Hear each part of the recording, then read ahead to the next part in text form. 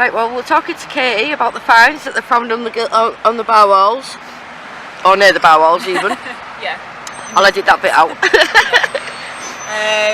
Yeah, so starting with sort of the more recent stuff, these have obviously been deposited fairly recently, probably thrown over the walls by littering tourists maybe, I don't know. That one, as you can see, still got the lid on. Wow. We've got a milliliter measurement on it as well. You know, they look like old Panda Pops bottles or something like that. Going back a little bit earlier, we're getting a lot of residual material, so we're looking at sort of 18th, 19th century interventions, that kind of thing, where people have been, you know, reinforcing the walls because they're sort of crumbling and sinking and that kind of thing.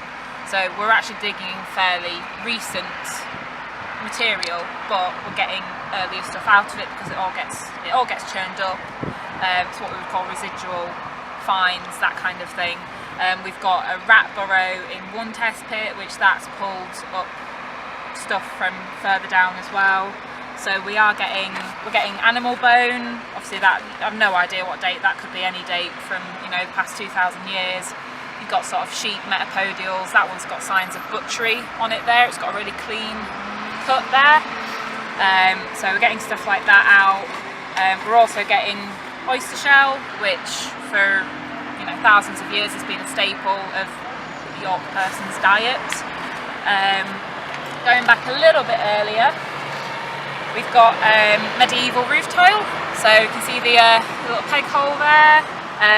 So, you know, you would have had your peg that would have fastened it into your roof like that.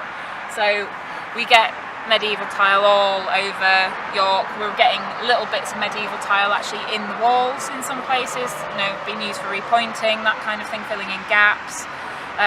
Some roof tiles you get animal paw prints in. We've had tiles with cat and dog and bird prints in them, where obviously the tilers left them out to dry before firing, and the local cat has ran over the wall and ruined their hard work, but they've fired it anyway because they're still perfectly usable, so they can be quite amusing.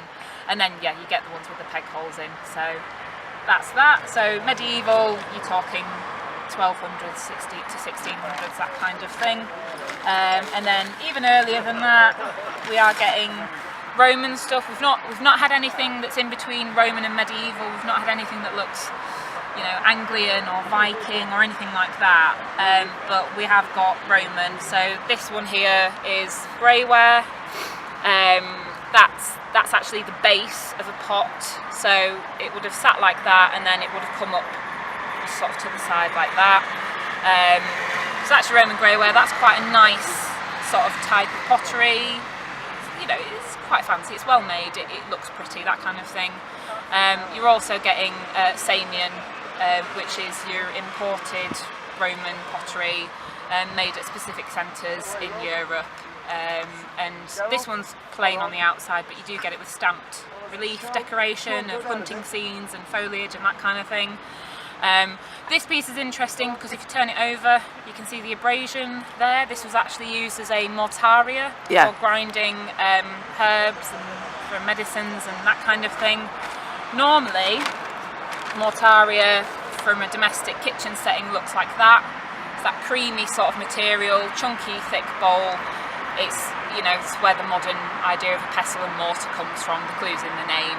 And although we've only got the edge of it here, what you often get is grit set into the middle to prove it's a better grinding surface, that kind of thing. Yeah. You don't usually get, Samian is a display piece, it's a status piece, it's expensive, it's imported, that kind of thing. So to have it actually used for grinding, it's obviously somebody who's got a fair bit of money because they can afford to use expensive imported pottery for grinding their herbs and that kind of thing. So that's the earliest that we found, which as far as York goes, you know, we do go back as far as the Roman time, probably a little bit before. And although it's not come out of a genuine Roman context, it's residual. It's been drawn up through the years. So yeah, that's just some of the finds that we've had. Brilliant. Thank you very much, darling. Thank you.